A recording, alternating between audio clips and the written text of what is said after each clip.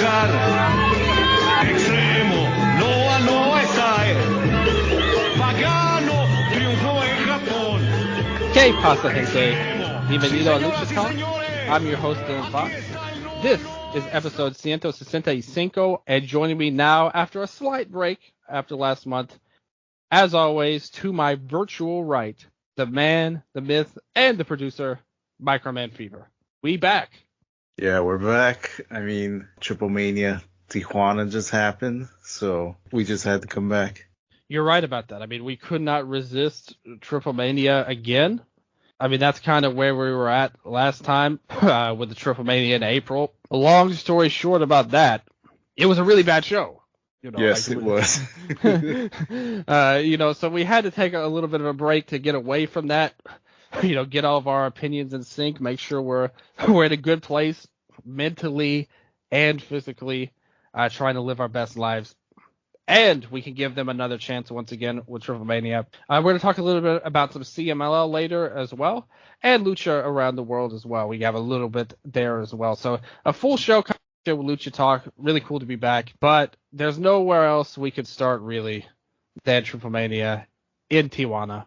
This show was built up. Mainly, the big thing going on right now in AAA is ultimately the retirement storyline of Vampiro. They're doing some things here and there, like up and down, but for the most part, a lot of these matches didn't have any crazy storylines or anything like that. Also building up Jeff Jarrett as well. So I'm going to say, considering what happened in the main event. But this show took place from Estadio Chevron. In Tijuana, as you know. AAA added again here.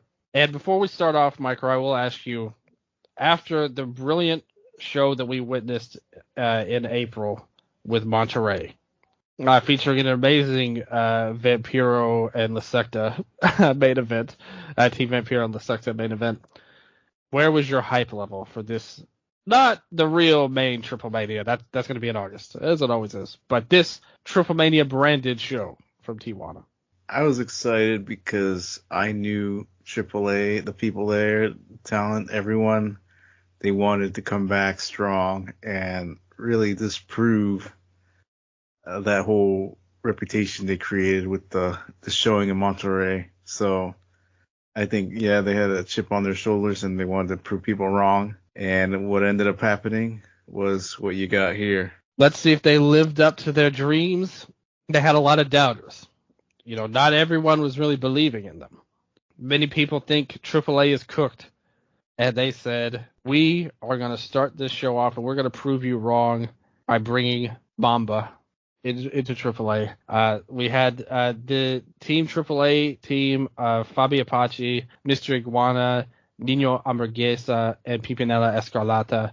They took on the Crash team of Anubis, Kira, Mamba, and Toto. Like, half these people were in AAA like before, not that long ago. These invading factions here. A lot of this show was like inter-promotional stuff. Pretty much like the early half was, and then they kind of moved it to the later end to be AAA versus AAA. Yeah. but yeah, an Atomicals match here. Your namesake was also hanging around here as well.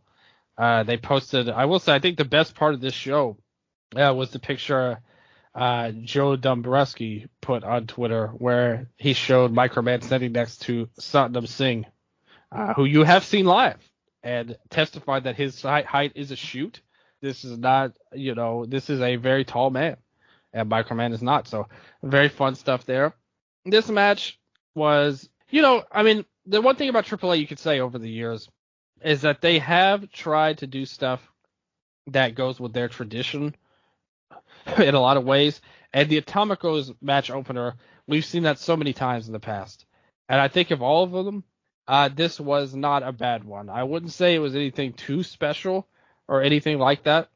But I thought at least they had a pretty decent match here. The end result with Kira and Fabi, that played out pretty well, I would say. And of course, listen, she is not one for politicking except all the time in her life. She will never do jobs. Fabi Apache getting the win here. But yeah, like I said, a decent opener. Mr. Iguana did some cool stuff as well. I thought got well. I will say one thing about the overall show itself as well that I think is worth mentioning. And you're not going to get this in CMLL when we talk about them a little bit later. The outdoor venue I always enjoy. Like they bring into their big shows. It looked really good. It's not like it was a huge packed house or anything like sold out, but it was a good show. It looked good. The crowd was into it, and just the venue setting itself looked really nice. So I thought we were off to a pretty decent start with this Atomicos match. Much better than Monterrey. Yeah, I'd say this is a step up from that show. Like you were saying, the whole gimmick of the show is more AAA versus Crash, putting them up against each other in competition. And this was like pretty much a trademark match for AAA. You know, the Atomicos, the woman, the Exotico Mini, and the regular person. So everyone just, pitched in and carried the match along. Yeah, I would say Microman, definitely the best part of the match. Add some entertainment. Just like a lot of more of like the popular wrestlers here involved. Not so much, people you didn't know. I think that helped a lot too. Because sometimes you can see like guys that haven't been on TV, in months or even ever show up in the openers for AAA. They went with this, and they pretty much were forced to because, the rest of the card is stacked. So many names on the show. So it was really like more of a struggle to fit everyone on the show. And this is probably the good spot to do it in. We will get to some of this loaded card briefly, but they did cut a promo where it was Double J, Hendersonville's finest, Jeff Jarrett, QT Marshall, and Parker Boudreaux, a big guy, from America pretty much. They were all there, and Jeff was saying like they're gunning for the Mega Championship, and they're going to end Vampiro's career forever. Yeah, they interrupted Latin Lover. Oh, yeah. Yeah, he was out there making a big announcement that AAA was going to be on Unimas, which is a partner channel of Univision. Yes. So the big thing about that is that if you sub to Univision online or mobile device, Roku, you get Unimas too. So I think with people now like not subscribing to satellite or cable, I think it was a good decision there with AAA. Good business wise decision to try to get into this channel, because it's probably going to give them a lot more visibility than say like a Galavision would or like a Telemundo. I think with what the market value is for viewership and what AEW has been managed to demand from a network that they're on, that has opened doors for AAA to do something similar. So, for them, it's good. It's a really good move. Yeah. I really got started when CMLL had their show on Galavision. So I do have good memories of that time. But Unimas, they've done their thing in the past. They've been a big network. And Univision is one of the best networks, like most famous networks, particularly in America, along with Telemundo. Obviously, you have the Televisa side of it as well. So like this is a good thing, for them for sure to get a little bit of a foothold. I myself do have a Roku TV, in fact, as well. A lot of people, especially when it comes to American wrestling, right? They talk about the ratings a lot. Like, I don't know how we would get that, like for this show, or where they would rank in the grand scheme of American wrestling TV, or like let alone Lucha Libre. But still, it's definitely a step up, I would say. Overall, we'll see how much support they get, because this has happened a number of times where a network will bring CMLL in or AAA in and give them a show, and then it's like they're second-class citizens. They don't give them any support. They don't make them a part of the network rotation. It feels like they're this outsider to the family, kind of, a lot of times. So if that's the case here, then it could end up being similar to where we've seen these kind of things go in the past before. And most importantly about all of this, when Jared and them came out, he ended up complaining about Fabio Paci as well, politicking. And that's something Jeff, he knows who the real star is on these shows. Programming himself with Fabio Paci. I do like that. They go on, like they're doing all this to the crowd, doing their typical, gringo cheap heat stuff with Sam Adonis and all that. But it all leads to the big war of like wrestling on the show, big promotional war, TNA versus AAA. They decided just fighting WWE isn't big enough. They need to go to the real big show in Tijuana here. And they sent the big guns, Tasha Steelz and the Decay, Jessica Havoc and Rosemary. They took on the Las Toxicas team, Lady Flammer, La Hiedra, and Lady Maravilla. The TNA team. Shout out to Lucha Blog, the Cubs fan. First of all, an amazing source on Lucha Libre, yes, but also somebody who shares my pain of being a fan of the Cubs right now, which is never a good sign. We've got like 2 guys who we're actually proud of and a bunch of guys we want to get rid of. We've lost like every series. I think a stat came about. It's a tough going for us, but I want to shout him out here because he gave this stat on his Twitter at Lucha Blog. He was talking about how Las Toxicas were undefeated. And they said, Conan said, all right, this win streak has gone long enough. It's time to pull the trigger on TNA. We have to have Tasha Steelz to get the win. What'd you think? Oh, man. Like, have they ever teamed together, the Decay and Tasha Steelz? If there's one thing people know about me, it's my die-hard fandom of TNA wrestling over the years. But somehow I think this has slipped past me. If these particular 3 they're a team. Decay, they are a natural team, so they team together. They don't really fit with Tasha, but sure, why not? Okay, so maybe this is like setting up something else, on TNA. So they need all the help they can get in TNA, as I understand it. Yeah, they have a pretty stacked women's division, I hear. So maybe there's some more future TNA stars coming in with AAA. But as far as the match went, I would catalog this as a terrible match. Yeah. I did not like it at all. I don't think it flowed well. Well, they're doing their thing, but as a match, I don't think it had it. It's Toxicas, they run the same act as always. There's nothing, like, there's no story there. The only thing that maybe they're trying to get across is Lady Flammer breaking off and doing her own thing because she's the champion right now.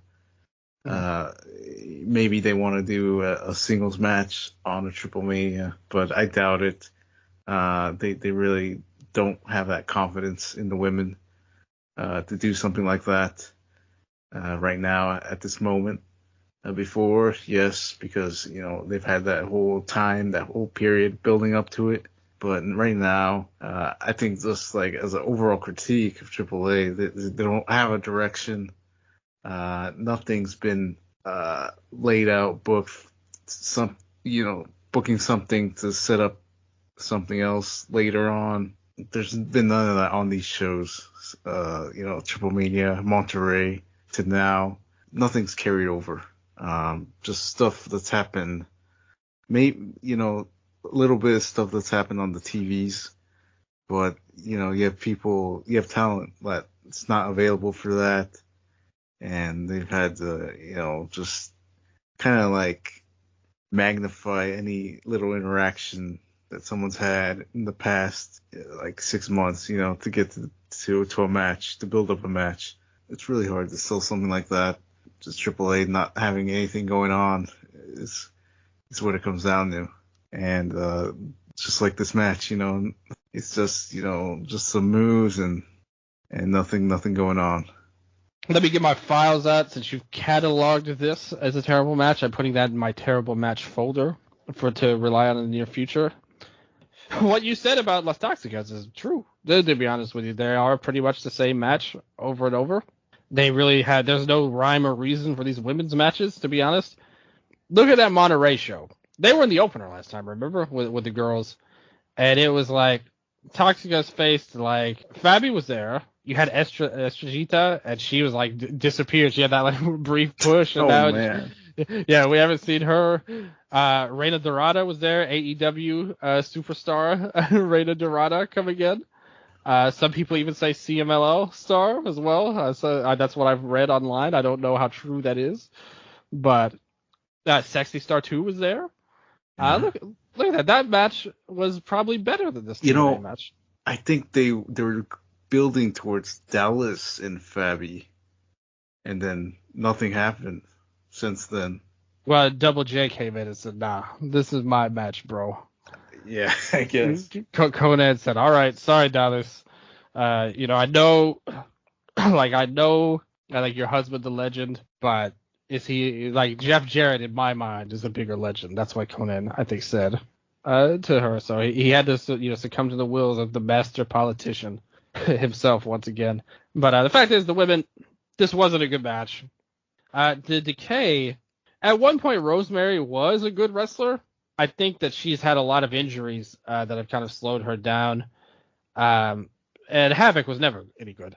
Tasha Steelz, she didn't stand out as terrible or good particularly, but the match didn't really work, I would say, overall. Like, it definitely didn't have any interest. It felt like for a lot of the crowd, this was, the match that didn't get as good of a reaction. But they come in, and now not only do we have, at first we had the Crash, then we had TNA, then we had the whole world, including someone from this very region of Baja California, who was the rest of the world apparently is right here on top of it. So we had the Crash team, Deluxe, Destiny, and Noisy Boy. They took on the AAA team of Commander, Laredo Kid, and Octagon Jr., and then the rest of the world team.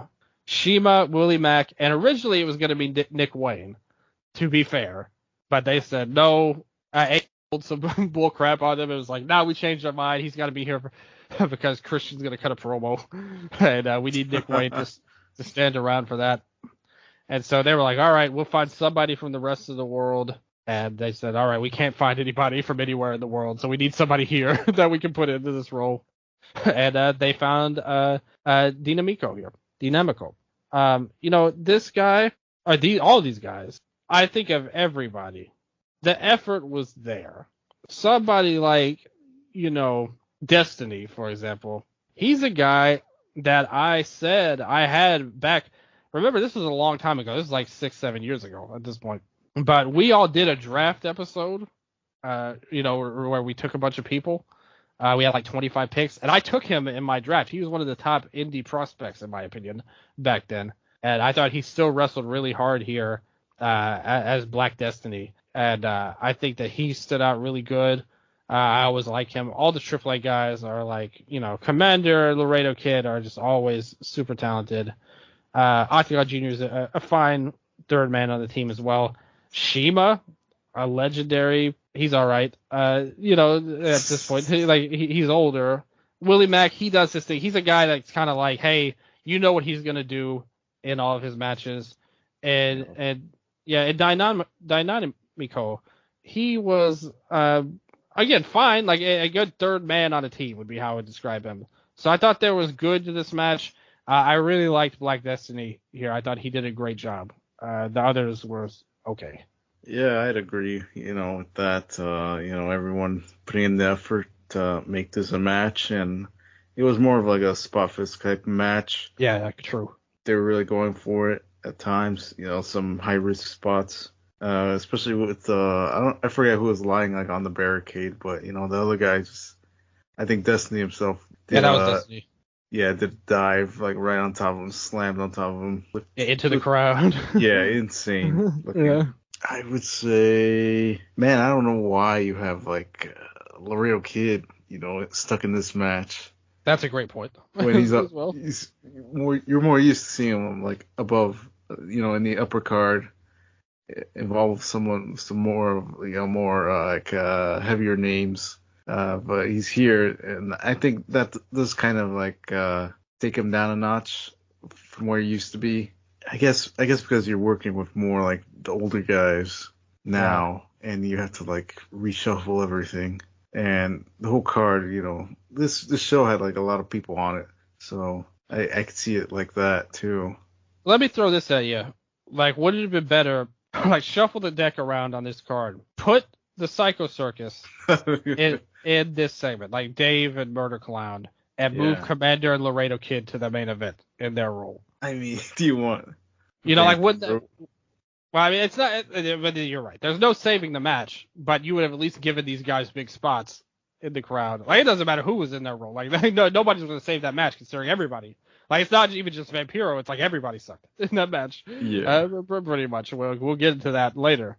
But at least you would give them a spotlight role if you wanted to do that. And, this match was good for what it was. Again, it wasn't a bad match at all.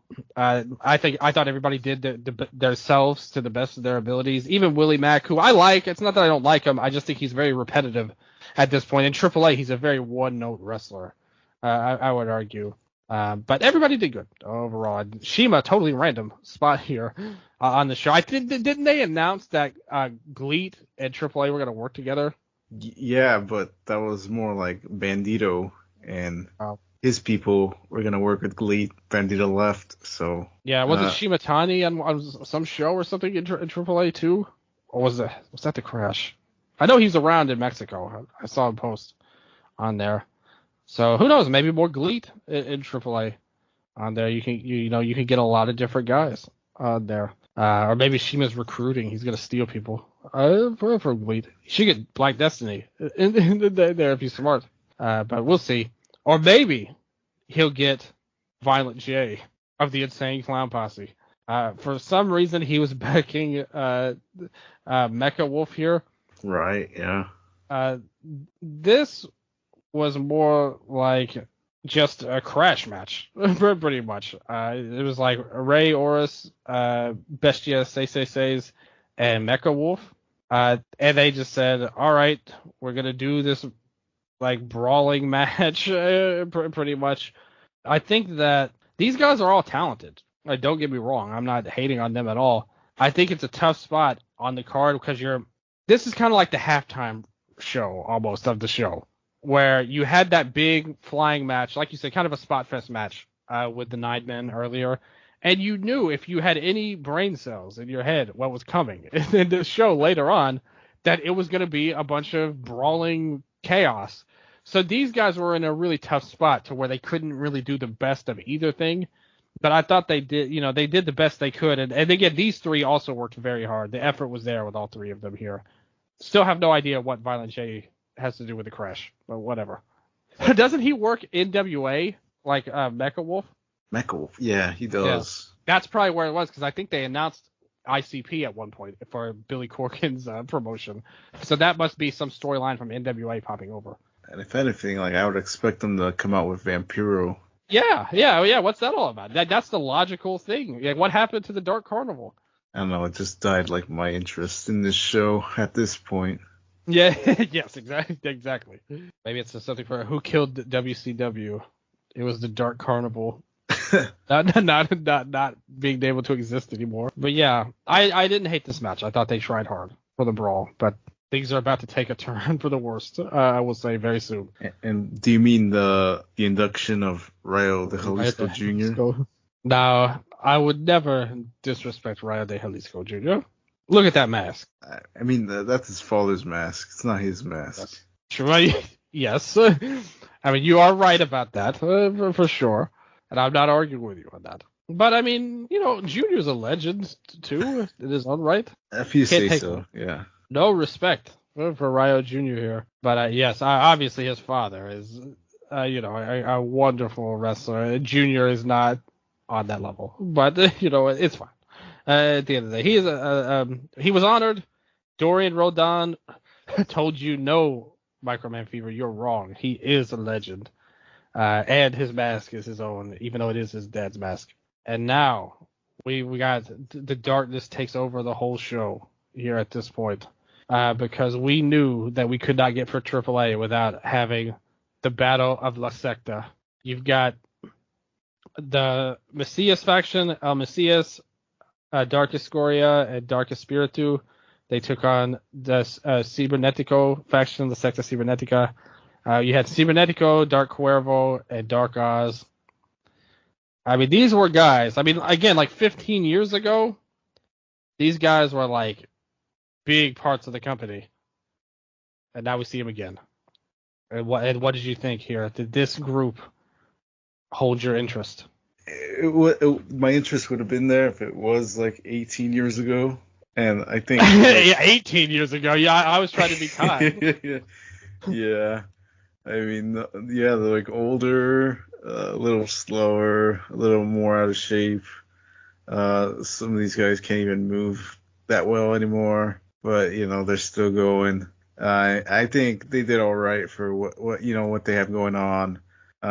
This is really, you know, back then this would have been a great match, you know, something everyone wanted. And I think that's like a lesson for everybody watching. Like, if you have like a hot match that everybody wants, you know, do it at the time.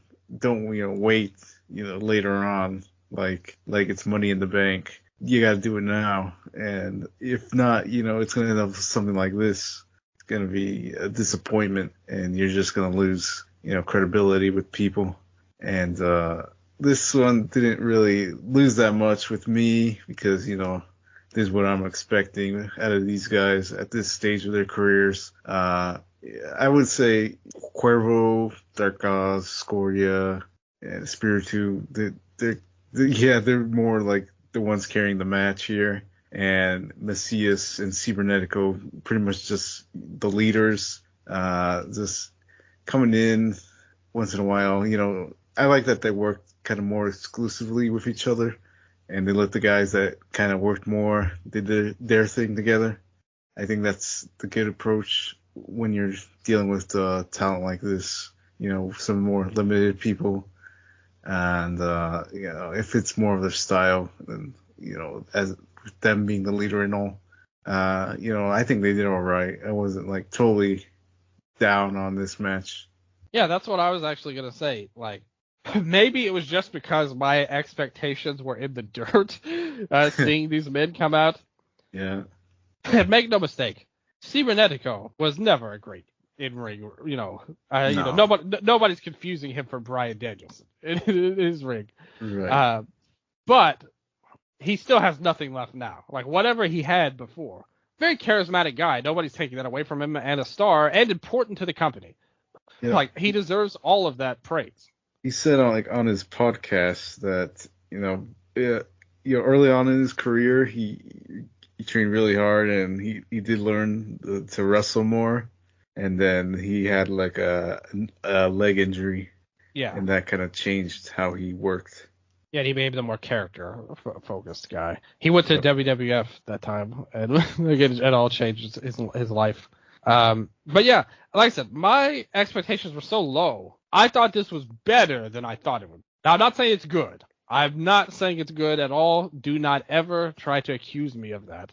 But I thought it could have been a lot worse, in all honesty. I thought they kept the time down as well. They pretty much did what they needed to do and got out. It wasn't something, you know, where it dragged. There wasn't a lot of confusing stuff, you know, crazy amounts of run-ins or anything like that. They pretty much kept it, like you said. They separated the main guys off, and the finish came down to them. So I thought it was like psychologically a pretty decently built match with some guys who aren't good workers, but I thought they got what they could out of them. It had a pretty decent finish, I thought, with Messias getting the big win at the end. So, you know, it's not a good match at all, but it's not terrible either. It could have been a lot worse. I think you have to give them credit for at least trying here with these guys. I mean, half of these guys have been broken down, beaten down, you know, older, you know, like some of these guys here. I mean, you know, Oz has to be pushing 50 at this point. All of them. Probably. And Oz actually won a fan vote to be challenger against Vikingo for his title. Are you invested in that? Do you want to see? Is Dark Oz the I one? mean, no, but there's like a large amount of fans that think, Dark Oz is like one of the best wrestlers ever. But there's some people that also said Electroshock was one of the best wrestlers ever when he left AAA the time. But no, we'll see. They didn't book for those fans though. His team lost in this match though. He didn't get the big win. Macias took out Cibernetico here. But then we got the battle of the families here. The Wagner family versus the Casas family. Dr. Wagner Jr., the man of the family pretty much. Iho Dr. Wagner Jr. and Galeno Del Mal, both brothers, both his sons. Iho coming back from a run in Japan, in Noah, where he was the GHC heavyweight champion. In our time off, that month off, he actually dropped the title to Kaito Kiyomiya. So he's no longer the champion and back in Mexico. We'll see what the future holds for him. Galeno Del Mal, also a very popular guy in Japan, wrestled in both GLEAT and All Japan as well when he was in Japan. So he's done a lot of Japan stuff. We'll see what the future holds for him. And they took on the Casas family, which is Negro Casas, obviously. You got Psycho Clown, longtime main eventer, and Brazo de Oro Jr., who's the younger guy here, the nephew of La Mascara. What do you think of this match? I thought this was the best match on the whole show. I really liked it. Now, would I categorize it as a great match? No, I think it's a good match. Yeah, Psycho Clown, I don't think he wasn't even playing. He was working really hard, I thought. I think himself just carrying the whole match, with the work he was putting in. Even after the match, remember, he ran at everybody at the end. Yeah. I thought a funny moment was when Dr. Wagner Jr. was on the outside. He was like hitting on Maricela. He was like kissing her hand and like I guess flirting maybe. Does that mean, if that's true, and I mean he's failed the mission, I think it proves that the man once known as Ray Wagner has no swag anymore. He's lost it. What do you mean? I mean, if he's trying to flirt and he got nothing out of it, he lost. He got rejected. Marcella said, "No, Dr. Wagner Jr., I don't want you." Oh, well, you don't know what's going to be on the next show. That is true. That is a great point. We know among every wrestling company, there's no question things can change at the drop of a hat in this particular promotion. So that's a storyline we'll be keeping our eyes on in the future. Dr. Wagner Jr., will he finally be able to get married? Yeah, he's never acted this way with Joaquin around, So I thought Brazo de Oro Jr., he looked very impressive in the match. I think he's someone that could really pan out to be, a top name for them if they invest in him. He just looks great. He's got great moves. I think he's got something. He also hits this incredible suplex combo on Hijo de Wagner. Galeno Del Mal, I thought he looked really nimble the way he moved around in the match. I was kind of surprised he was able to move around that well. And if you've never seen him, Galeno Del Mal is yes, he's just proportionately large man. Yeah. And you have Hijo de Wagner hitting the finish on the Brazo de Oro Jr., who was getting pretty much the worst beating out of everyone. I would say, it was similarly structured to the previous match, where Nero Casas and Dr. Wagner Jr., they were the leaders, and they were, keeping it between themselves. And really, that's the matchup people want to see. And so it was great that they were able to give that to the fans. And yeah, I thought the post match was great here too, with the beatdown and everyone just going crazy. Wagner's sons working their own angle with Psycho Clown. Yeah, good point. I think both of these matches, this one and the one before, proven, you got to do the match when it's hot. And maybe we get Wagner versus Casas again on the next one. Yeah, I was thinking that same thing. Actually, But I agree with you. I like this match. I thought Brazo de Oro Jr. definitely looked good in his role. Was not the spotlight guy of the match, obviously, but I thought he had some good sequences. Iyo's grown a lot over the years. I mean, he was a guy before he went to Noah. I thought he was well below average, like not a great wrestler overall. I didn't say he was like the worst ever or anything, but he wasn't special. Let's put it that way. But in Japan, I think he got to grow a lot more confidence and spread his wings like on his own. And I think that really helped him grow his own style and personality. He's a lot different than he used to be as a wrestler for sure. And I thought he looked really good here. And Galeno is very, he's a guy that if he stuck around, if AAA, put him around, I could totally see him being one of the top stars of the roster. I think he fits everything they want, in a major player that they can build around. You can just do so many things with a guy like him. I think it makes perfect sense. Negro Casas, obviously he's older, but, still, he's obviously not where he was even 5 years ago at this, let alone 10 years ago, let alone in his prime. But he could still get it done and be a good guy. And Psycho is always going to be, that's his MO. It's kind of like at the end of WCW where you had Booker T and DDP, they just tried even though everything sucked so much. Psycho is kind of like that for AAA. No matter what position you put him in, he's going to give everything he can to make it work. And I thought he did that as well here. And like you said, the angle afterward was very fun as well. I look forward to see where they're going from here, as well as whatever happens with Dr. Wagner Jr.'s love life. And if, maybe Rossi will show up and just fight him over this. It could be an all intergender show in the future with Jeff and Apache, and now this. We'll see there. But speaking of old Double J, he was heavily involved in this main event. You've got the Jeff's team, which is Parker Boudreaux, QT Marshall, Sam Adonis, and Satnam Singh. They took on the team of Dave the Clown and Murder the Clown, Alberto El Patron, and Vampiro. And I mean, this match. What a lineup. Yeah, I mean, this is a legendary lineup, I would say. So, Fabi was there as well. She did run out, so I guess she was paying attention. They were doing this weird stuff, with Vampiro here, and I thought we knew our expectations for Vampiro could not have been high. Talking about the earlier match, nobody expected anything less than what we got, but he still lived down to expectations. He didn't try to overachieve. And I mean, this is just such a bad match, in general, not just the execution of it, which was still terrible, but putting these names together. There's no possibility this combination of people can have even an acceptable in-ring match, let alone a good one. There was no reason behind this. You could have done this so many different ways to make it better. Nobody gained anything. And Satnam winning makes no freaking sense. Unless they have some plan to give him something instead of Jeff, but why? At the end of the day, and Jarrett really was the one that cost him the match. Is Jarrett going to fight Vampiro in his big match? What are they doing? Where is this going with Double J in AAA? Yeah, there's kind of no real purpose for him being there, and he just really just showed up. I still don't know why they keep doing the Gringos angle too. It's I thought Psycho Clown dominated them and disbanded them, but I guess not.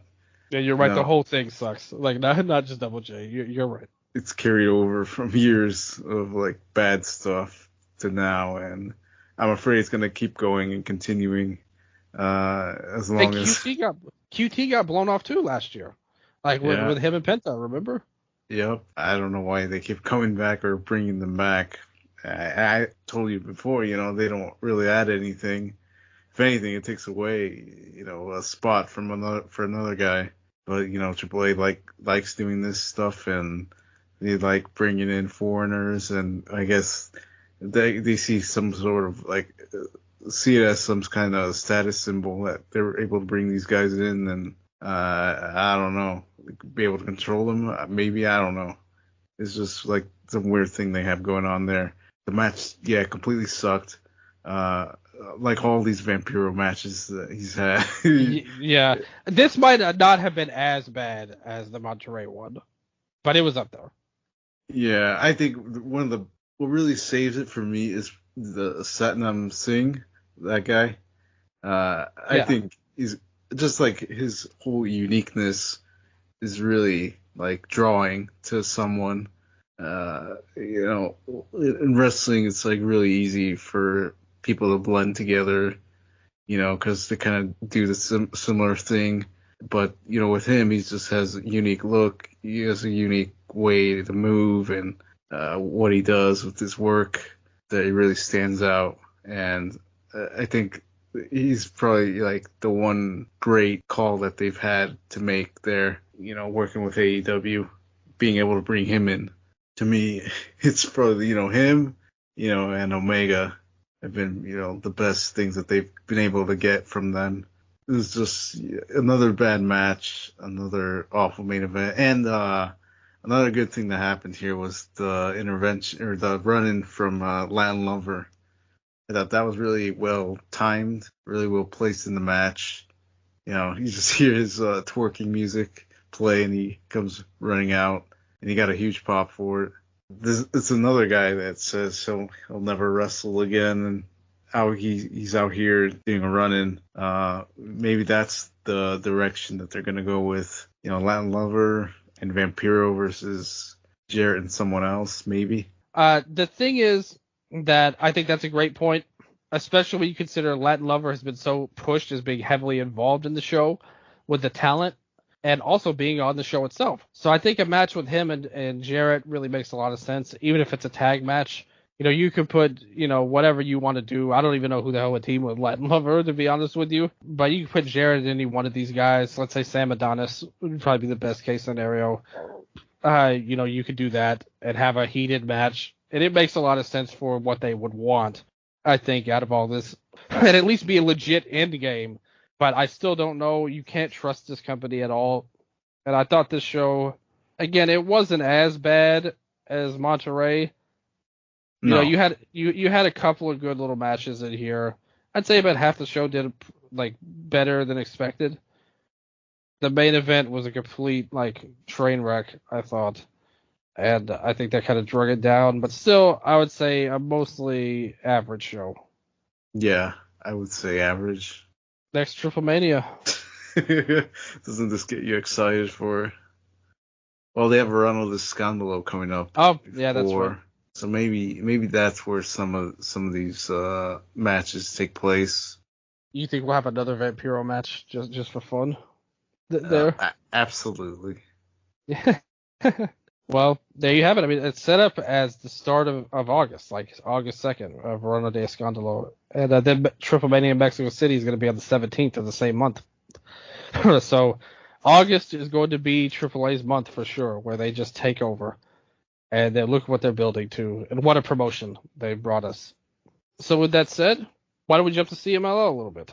Last month, we had a whole month-long storyline with La Copa Jr. So this, obviously, like a lot of their tournaments, they had 2 weeks where they had Cibernetico matches to determine, 1 week the one guy would win, and the second week that Torneo Cibernetico would happen, and whoever won that would face the first winner. So they did 3 weeks of this. I watched all of them. Did you see the Ciberneticos or just the final? Yeah, I saw them. But, they happened so long ago, I can't really remember right now. You had, La Copa Jr. VIP. The first one was on May 17th. You had Averno, Volador Jr., Dragon Rojo Jr., Guerrero Maya Jr., Diablo Roja, Soberano Jr., Io de Octagon, Star Jr., Viano 3 Jr., and Briate Jr. All in there. So you had all these guys in there. You know how it goes in these tournaments. So much is going on. The big thing I noticed was Diablo Roja had an injury here, and they had to take him out. The match kind of fell apart as time went along. This first one, Soberano did some cool stuff on there. They started to look like Averno and Soberano were going to team up on Dragon Rojo, but then Rojo ended up stealing a pin on Soberano, which I didn't like very much at all. I would say Soberano should be way ahead of Dragon Rojo on the total poll. So they come in there. Volador comes in with a sunset flip to eliminate Averno. And it comes down to Star Jr. and Volador at the end. And they were all right. They came in there. They did their thing. And in the end, Star Jr. got the win with a double stomp. The first half of the match was kind of bad, actually. Like, things were kind of falling off the rails. They brought it back at the end with Star and Volador, but not a great match, I would say. And Star Jr. being the guy to be pushed out of this is a little bit puzzling. Just in general, I would argue. The second week was a much better match. If you're going to watch one of the Ciberneticos, watch the second week. In that match, on top of it as well, when it comes to CMLL, like, they have so many, people on their roster that you could go into that are so talented that it was just going to be crazy. You had Felino, Dark Panther, Magnus, Stuka Jr., Esfinge, EO Del Viano 3 Jr., or EO Del Viano 3, excuse me. Viano 3 Jr. was in the first match. Angel de Oro, Mistico, Mephisto, and Atlantis Jr. So this match was really good. They did, everybody was crisp. All the Rudos based well for everybody. They put a lot of spotlight on, and again, we saw Viano 3 face an injury here, but that looked like more of an angle, in my opinion. They came down to Magnus in a lot of trouble with Mistico. They kind of spun that off into a feud, which paid off this last month. But they came in there, and it all came down to Mistico and Angel de Oro. And they came in there. Mistico, they did some really good stuff, actually, when it came down to the final two. But in the end, Magnus was jealous.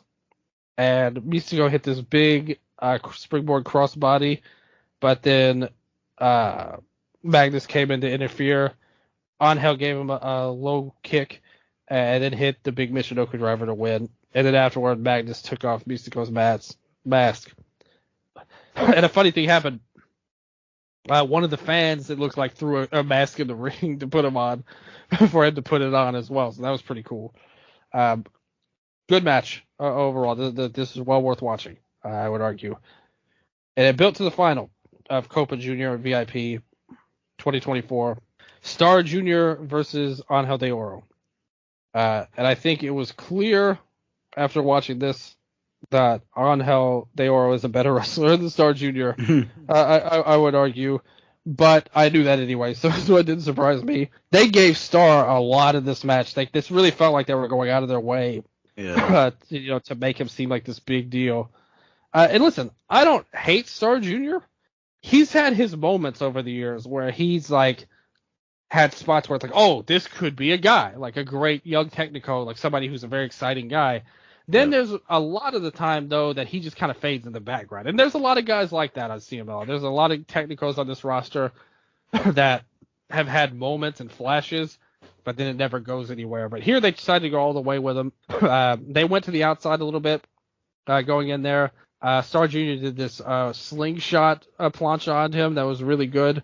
Oro was doing some wild stuff. He did that inside-out moonsault that he does. The Star Jr. hit a big springboard into a leg drop.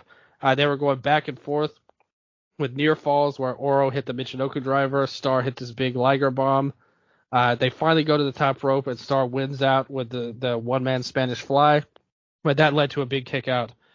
Oro came back, and they ended up back on the top rope. And then Star Jr. Hit the Frankensteiner, then his double stomp to get the win here. I thought this was a really good match, honestly, like a good final to the thing. I thought it accomplished its goal of really putting Star Jr. over. And it's not anything that I'll be like, oh, match of the year or anything like that. But it was a very fine final to the tournament, and even better than the Cibernetico that happened the week prior. I liked it. Yeah, what I most remember from the final was Angel de Oro looking great and Star Jr. just being good. But because I was really taken by Angel de Oro in the match, I thought, he was just in it a lot more, putting more effort, more intensity. I think that's what Star Jr. really lacked. He lacked that intensity to match Angel de Oro. And that's the thing with him. Like, he's a technically proficient high flyer. He's one of these guys, like I kind of said on the AAA show, his ideal role is third guy on a Yes, show. third You guy. know, yeah, like he's great in that role. Yeah. As him on his own, there's something missing there. I think it's clear that he doesn't stand out compared to a lot of others. And I've long said Angel de Oro is one of the best guys in CMLL, along with his brother who got injured in the first CMLL. So I've always been a big fan of his, and I did think he did very well here. I think he did everything he could to make Star Jr. seem more complete of a luchador than he actually is in reality. But I thought it worked as well for the most part. Where it will go from here, I still don't see Star Jr. getting elevated too much from this ultimately, but they had a good final at the end. Hey, let me tell you something. On that same show as the final, the 31st of May, there was a trios match with Euphoria, Soberano, and Templario versus Villano 3 Jr., Zandokan, and Akuma. Right. That match ruled. Yeah, like that was as good as the final, if not even more exciting with those guys. Everybody loved it. It was so good. Soberano, looks insanely good. Speaking of a guy that stands out, like as a technico, he should be the one getting all of these big wins and pushes and stuff. I would say he looked awesome. Zonderkan was amazing. We always rave about him because he's freaking awesome. Villano 3 Jr. looked great. Watch that match, guys. Like check out the 31st of May show to watch those two matches. I would say even the main event was good. I didn't think the main event was as good as the mid card match. So you had Mascara Dorada, Mistico, and Neon. They took on Mahia Blanca, Magnus, and Volador Jr. And you can see why one of the teams is great and the other one has Mahia Blanca. But it was still good enough in all honesty. And they built up Magnus and Mistico, which we are nearing getting into talking about as well. I mean, Volador's group is full of the third guys, isn't it? Mahia Blanca is like a seventh guy in a group. More than a third. I don't think he's very good at all. Imagine if Mahia Blanca went to AAA. What would his upside be, do you think? Because he's got none in CMLL, in my opinion. But if he went to AAA and they said, all right, we are going to give you a big push, do you think he could make something of it? I think his big push would be Hysteria 3. Something like that. One of the old characters they're going to rebrand him as. Well, he's got a long way to go, even now, I would argue, on there. But the big point of all this was Magnus and Mistico. And a week later, they had their match. They had their big blow off here. The whole group beats the crap out of Mistico to start, pretty much, to help Magnus in there. Mistico did his normal technical good stuff, good offense on his part. He knows what he's doing. He's not deviating from his plan too much. In the end, Magnus hit the knee strike into the quarter, the double knees that everyone loves these days. It feels like 10 people do that move, and he's one of them. Much like most of his moveset, it's very generic and ripped off of other people, I would say. Magnus starts off by throwing Mistico onto the ramp, and then he comes in doing Rudo work, trying to slow down things down and all that. But of course, Mistico ended up trapping him in the La Mistica in the second fall. And the Tercera Caída, they come in there, and again, Mistico's doing all of his stuff. The crowd's really riled up with it. Magnus is doing some good stuff. He hits the Angel's Wings at one point. Mistico does this really cool move where he ran up the turnbuckles onto the outside. That was really good. They ended up hitting the big one-man Spanish fly. Mistico fires back by going after Magnus's mask here, ripping it off. In the end, he gets the La Mistica and got the win. I think that and they did an angle after the match as well, where Mistico tried to get the go-home promo and Magnus tried to get him again, but Mistico just beat him down again afterwards. I thought the match was fine. I think a step down from the Copa Jr. final for sure. Magnus, it's not that he's bad. It's just there's not a lot there that makes him special. But Mistico did enough with the crowd, I think, to get this along, and it was fine. But I did like, I was reading on Lucha Blog that they were talking about this being like an anniversary show match, like mass match. Oh, And no. even Mistico was like, nah, maybe I'll have a better opponent for anniversary, like a bigger star, which is accurate. I think that's a great call by Mistico. Yeah, it should be because I think Magnus is bad. Like, Okay, I mean, I'm not gonna argue with you. I just said he's not. He's like aggressively average, but I'm not gonna argue with you that he's bad. yeah. What about his AEW run? The AEW fans told me he was good. Well, AEW think Adam Cole is good. We're not bringing that name up on this show. That tells you enough. Yeah. But yeah, I mean the match was okay though. Did you like the match, or you're like, nah, this sucks just because Magnus was up? I mean, I appreciate what they're doing. Trying with Magnus. Just like the whole premise, having like this mid-carder feud with Mistico, and experiment that way, see if he catches on. Which I don't think he did because he doesn't have the goods to deliver, and Mistico can only do so much. And, just the whole thing with CML writing Mistico so hard, I think, that was an experiment, and we saw that it didn't work out. And it's just like how they're managing Mistico, and they're pretty much just like buying time for him from now until the anniversary show to get something going. And this is just, filler for him. Because the way they're handling him has been really great, actually. Yeah, I agree with that. Ever since you've been able to go back to this gimmick, and CML's just been behind them 100%, and just really like shoving them down your throat, really. And it's actually worked and paid off, and it's just really good for business to have a star like him.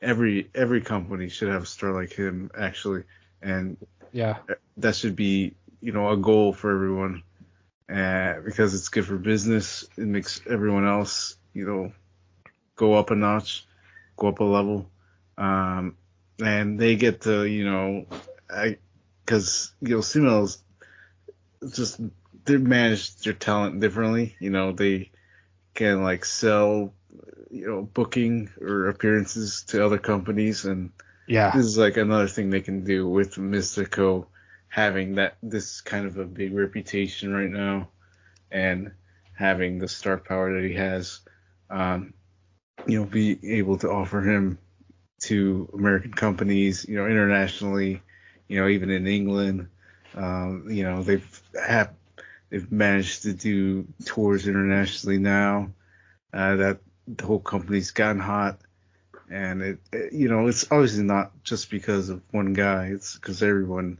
has really put in the effort and put in the work to be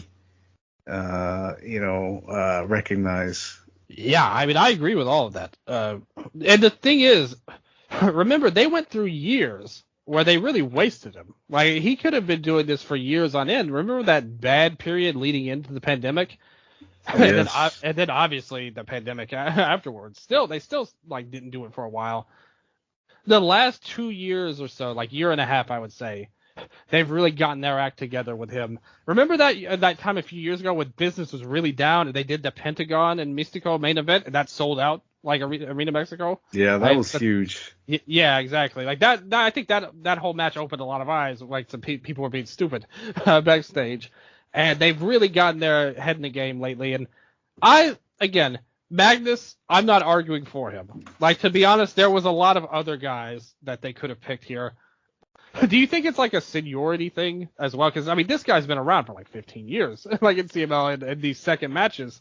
And it's like, all right, like we're going to finally roll the dice with a guy who, like, there's nobody who's watched CMLL for as long as either of us have that doesn't know what Magnus is about at this point. But it just felt like just trying to throw him a bone and see if they could get something more out of him.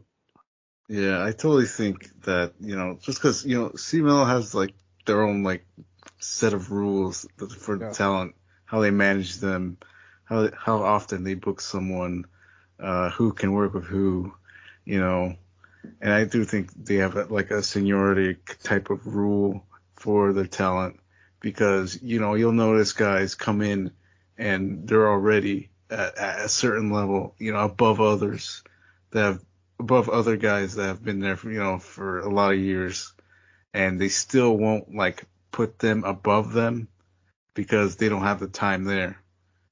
They'll probably say, you know, oh, because they don't know CML style. And there's obviously, you know, guys that have the talent and have managed to break through and be positioned where they should be. And I think, you know, you see it right now just because they've begun, you know, to change their mind on these things now. And you see some of that, you know, with people that they brought in from internationally, like a Tessa or a Flip Gordon. Yep. You know, normally those guys would be stuck like in the second match, you know, struggling to make it out to the third match. But, you know, you're seeing them casually main event, you know, every now and then. Flip has been super over in Arena Mexico. Like that guy is really popular, to the dismay of his wife. I saw like a month or two ago where some of the fans, the women of CML fandom, she didn't like that too much, as I saw.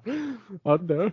Yeah, I mean, you'll never know when it gets over, but you know they like these kind of guys, and I think Flip has been good. He's been very good when he's come in. Yeah, he's not done anything wrong. He's a fine. I mean, compared to like some of these bums they brought in, like in the past, like yes, yeah, I remember Big Daddy back in the day, and then I wish I could forget. Yeah, exactly. You know, like he's way above those guys, for sure. So I do agree with that. It also helps for Magnus that he is Mistico's cousin as well. Exactly, that's the biggest, I think, ingredient here. Where, you know, there's always going to be that nepotism push for some people, and even like people that are in relationships with other people, specifically in power, and you'll see that among the women mainly. I mean, like I said, I would have rather like one of the Viano threes like in this role, like, you know, if I had my say of it. But somebody like a Zandokan, the hope would be one day you get to him as a big star in the company, because I think he has every potential to be a top Rudo in the company. So, you know, if you're going to do a filler feud like this, like rivalry, I can live with it. I'm not too negative on the Magnus, although I know that he's not that good, to say the least. Also, what was freaking good on the show was the opening match, which was Zelwa and Disturbio. Zelwa is like one of my guys. Like, I really like his style a lot. He kind of reminds me of like a mix of a technical and like an Hechicero like level guy. Not obviously not as good as him yet, but I really like his style. I think he's well worth watching. He was one of the few standouts of the school like tournament this year. Yeah. You know, and I thought he looked really good in the opener here. They had a lightning match with him and Disturbio. Disturbio's okay. He's like a fine entry level Rudo. You know, he's been around. He's another guy that's been around forever, pretty much. But Zelwa, like that guy, keep your eye on him. He's really good. And the tag match of the show was freaking awesome. Hechicero and Maxstar versus Espiritu Negro and Rey Cometa. I mean, this match was bonkers, including like one of the spots of the year with a one-man Spanish fly to the outside. This match freaking ruled. Everybody should watch it. And all those guys are great. I really wish that they would link, and it's nothing against Maxstar, but I really think Neon and Hechicero were like a perfect team together. I would have loved to have seen them get more matches. And Rey Cometa felt like he was trying to prove a point, like, oh, I heard you have a lot of good, like, you know, like a lot of people are on you guys right now, but I don't give a crap that you're new. I'm still just as crazy and good as you ever were. And he proved it here. I thought that match was so damn good. Everybody needs to check that tag match out. Another good match worth watching in CML. It just happened a couple of days ago, and it was Hechicero and Blue Panther. And, I mean, this has gotten a lot of talk recently. You know, a lot of the people that have watched it and everything like that. And if you know me, Blue Panther is basically my favorite luchador ever, and Hechicero is like my favorite luchador right now. And he's a guy the AEW fans told me that was good, that I know what they're right about, because he is freaking awesome. Their match was really great, I thought, and it was everything you would want from a match like this with each other. They did their technical stuff early on. Blue Panther actually ended up doing like a flying head scissors at one point, which was freaking cool. Then Hechicero did his own head scissors, and then Panther did like a flip out, like a headstand style that led to it was so good. This whole sequence they had, that was like in Primera Caída, like first fall. So it was like so good. Second fall was really fast, as it tends to be sometimes. Third fall was great stuff. They went to the outside, going into the guardrails and stuff. Hechicero tried to do a dive of his own, but missed it. They came in. Panther was trying to do some flash pins on them that I thought looked really good. Panther did a Hurricane Rana off the second rope, another great move from this ageless wonder known as Blue Panther. But in the end, Hechicero was too much. Locks in an arm trap with the neck as well, and gets the tap out. I really, really, really like this match a lot. I hope everybody checks it out and gives it a shot. Blue Panther, even in his twilight days, he's proving why he's one of the all-time greats, and his name needs to be mentioned among all the legends of Lucha Libre, in my opinion. Yeah, I was CMLL. That's about it, all I can think of, really, in terms of the Mexico. We're still kind of waiting for a big show, Oh, well, they got FantasticaMania coming up next week, too, the Mexico show. That's main evented by Mistico versus Hiromu, which, there's no reason that can't be a great match. Everybody remembers his big Kamatachi run in Mexico with Dragon Lee. That could be awesome. You've got a completely random match in the semi-main with Averno and Volador Jr. taking on Michael Oku and Zack Sabre Jr. So they're bringing these British guys to do this here. Stephanie Vaquer versus La Catalina. Oh, I know you're looking forward to this, Michael. Catalina getting a title shot. Yep. Yeah. They got Rocky and Taiji Ishimori taking on Mascara Dorada and Templario. That could be a really good match. If Ishimori takes it serious, that could be a banger. You get the bad dude Tito and Che Cabrera versus Bahia Blanca and Magnus. And I will tell you, I like the bad dude. I think he's a really cool wrestler. I don't know if this match will be good, though, unfortunately. You get Futuro, Maxstar, and Neon. You get the whole crew coming together here. They take on Astro Boy Jr. and the Carantes, which, I wish they would do something with, Futuro, Neon, Maxstar, like something else, like they have there. But they're still going to do some crazy crap, and it's probably going to be awesome. So what do you think of this card for FantasticaMania Mexico? I think that CML programming has dropped the ball again, as they usually do, and I'm not really into this. This isn't the event the fans wanted out of this. I'll just put it like that. I think any fan that's watched CMLL could come up with a better card than this. I think the back half of the show could be good. Like, Mistico and Hiromu is a legit match, and the women's title match is a good one.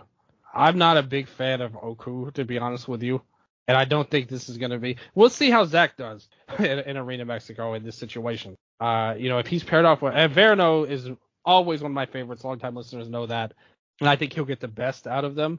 But we'll see what happens again. And Zach obviously has had great matches before in the past. I just think this is a new environment for him, and I'm not a big fan of Oku. But still, that is a match. The first half of the card could be a lot better. Like, I would say overall, especially the first two matches. Like, if you put that team of Technicos against like a legit team against them, you could have something amazing. And this is where they should have had more people. Ultimately, you've got like a handful of guys coming from New Japan. If you want to do a FantasticaMania, you need to have a lot of different people, to fill out a full card. And they didn't do that. There should have been a Stardom wrestler challenging Vaquer for this belt. There should have been another Japanese guy, like teaming in there. You could have had a whole stable fight in the first match and had junior heavyweights. Listen, the best of the Super Junior is over with. Like, the tournament's done. You could have had Titan, in a grudge of some sort if you wanted, like representing LIJ. They could have done a lot. So much that they could have done, and they didn't for, it looks like money reasons. Or even just political reasons on top of it. Like, New Japan might not want their guys losing or something, but they needed more guys over to make it a more full card. And that's the thing. I like the top half. The bottom half, I have a feeling that's going to be very easily skippable overall. But we'll see. The main event I'm into, though, Mistico and Hiromu, if they bring it, if Hiromu's motivated, we saw it on the Despy Invitational show. If he's motivated, he could still do some crazy stuff. And the crowd's obviously going to go crazy for it. So that's FantasticaMania Mexico. That's going to be next week. So everybody check that out on Friday. Should be a great show. We hope it is anyway. The opening path, we're not that into. Valkyrie, though, more news on her. She is gearing up for a title match in AEW versus Mercedes Moné. And we are in the full swing of that. That will take place on their Forbidden Door show at the end of the month on the 29th, which is obviously traditionally a New Japan versus AEW show. This year they brought Stephanie in to add a little CMLL flavor. I honestly thought they might have a little bit more because they've had this BCC CMLL feud for a while. I thought they would do a little bit more with them, but we haven't seen it. And maybe they will announce something. I mean, I don't know, but we'll find out. But they've built this up. They played some videos for Stephanie Vaquera on like Dynamite, AEW's big show, every Wednesdays. And this past week, we saw a match with Stephanie's tag team partner, Zeuxis, taking on Mercedes Moné for a title, which is not that logical to do a title match before another title match, but whatever. I could speak on it and tell you it's good, but we have somebody on this show who was there in the building watching this. Wouldn't you know it? You got to witness Puerto Rican Power live and in person. What did you think of the match? Yeah, I went to the show and I saw the match. I thought it was a really good match. I think Zeuxis came in here and she kind of knows that the impression she left when she wrestled in WWE wasn't very good. Yeah. I think she wanted to erase that one with her performance here against Mercedes, and I think she did really great.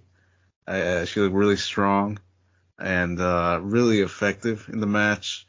Really put up a big challenge for Mercedes. I thought Mercedes, showed that she's a really good wrestler too, and I think Zeuxis really delivered and made a good impression on fans in the building. I think they were really, she gained fans with her performance.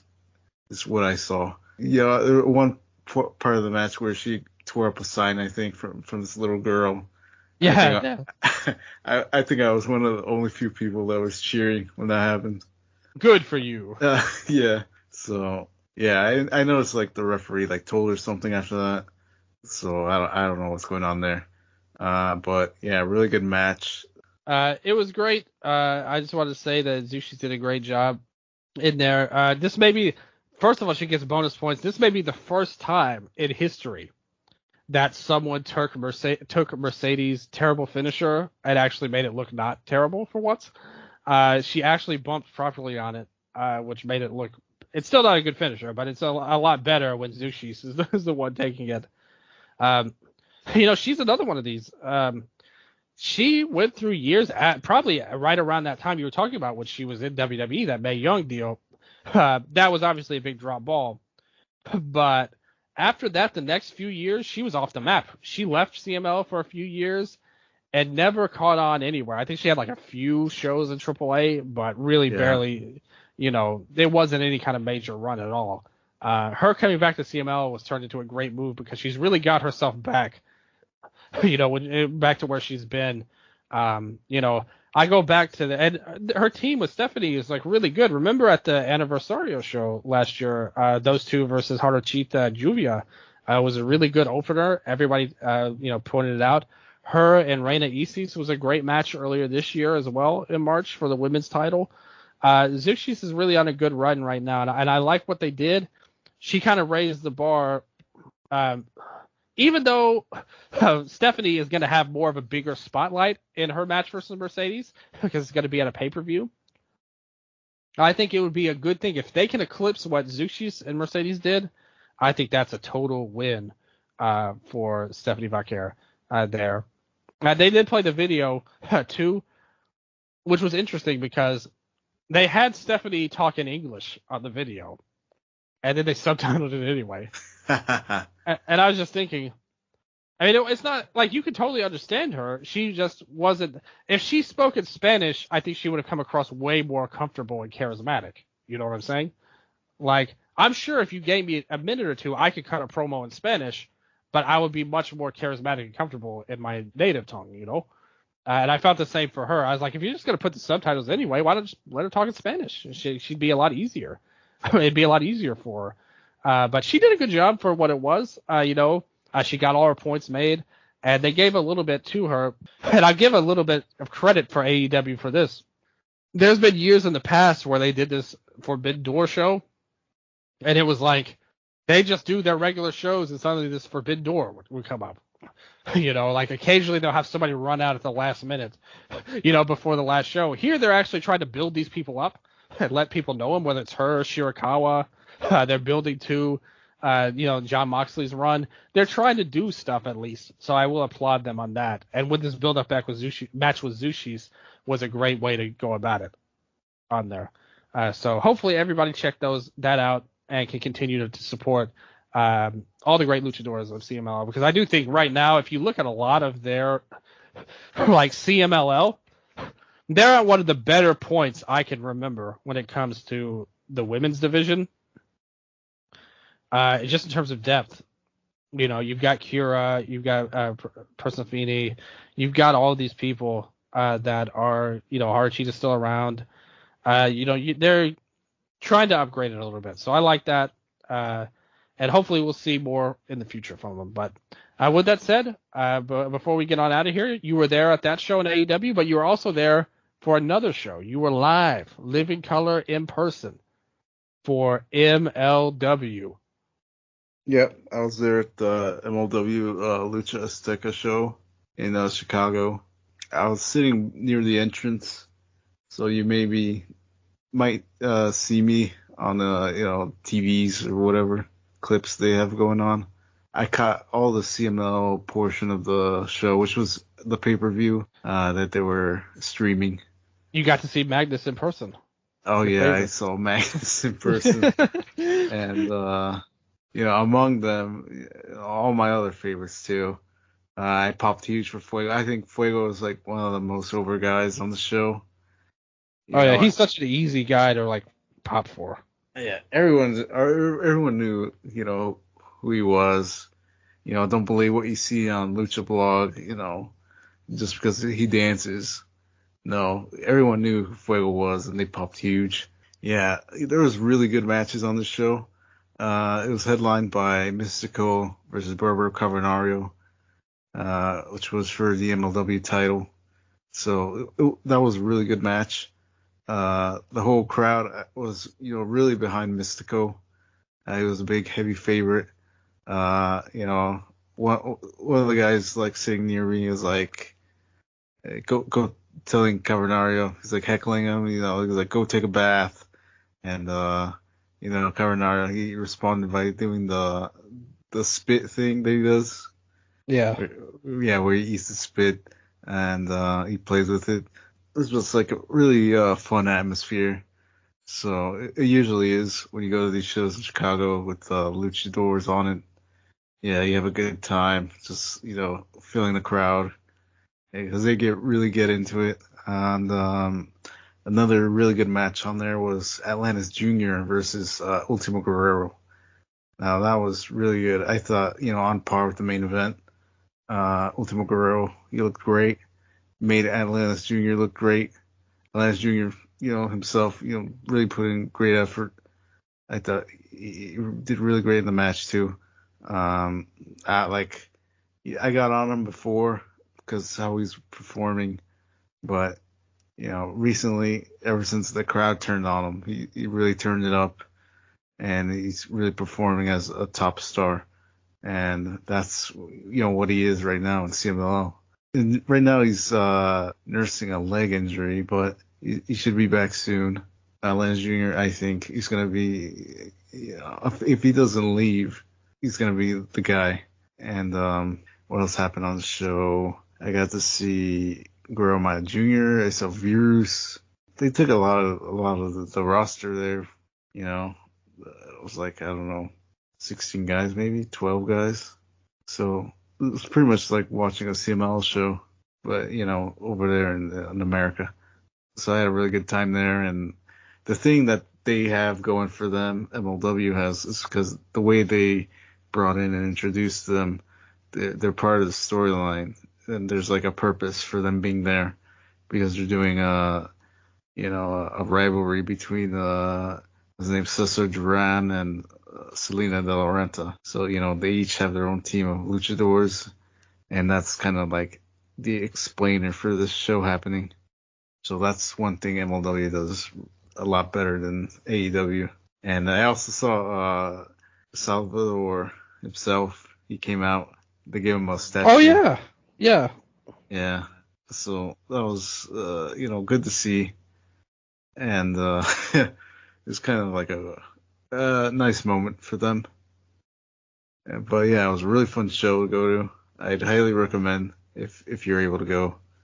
What I want to know about, though, you said Lucha Blog took a shot at Fuego? Well, I don't think he's giving him the credit he deserves. So you say Fuego's a little underrated? Yeah, by him, yeah. Okay, but not by you. No. Right. Fuego, like I said, he's kind of like a fun character. He's not like, I wouldn't put him as this epic worker, but as a fun character, he's always been a guy that's so easy to root for, kind of like, especially for like the kids, he's a very kid-friendly character, on there. And like, if you're somebody who's not a fan of Lucha Libre, he stands out right away with his charisma because he's such a crazy guy. But Fuego good, no doubt. Still respecting Lucha Blog, just a respectful disagreement on that one, if true. Big if true. If that's even true, I didn't see Cubs say this. I'm just taking your word for it. But I trust him. I trust what Cubs has got to say. But with that said, yeah, I think that's about it, to be honest with you. Yep, I'd like to thank everyone for listening, and what else? Live your best life out there. We need you to. We need you to come back, because we'll be back soon. Like I said, there was a lot going on, to be honest, in my life specifically. There was times where, we were watching that TripleMania show in April, and it was just like, man, I just hate everything. I don't want to watch TV again, let alone like wrestling or Lucha Libre. I just want to throw the TV out the window and just go into a cave somewhere, just so I can get away from ever nearing AAA in my life, to protect myself. But we didn't do that. Logic prevailed, and we kept the TVs on. We kept the Rokus on. We have more AAA in our life than ever, thanks to Unimas, and thanks to you, the listeners. We will be back once more to talk about good and bad. Hopefully you guys check out some of the matches we talked about. We'd love to know your thoughts on them. Check us out on iTunes, Spotify, YouTube. Subscribe, like, give us fun stories, anything you want to do. We appreciate you guys so much. But as always, we will be back next time. And until then, adios.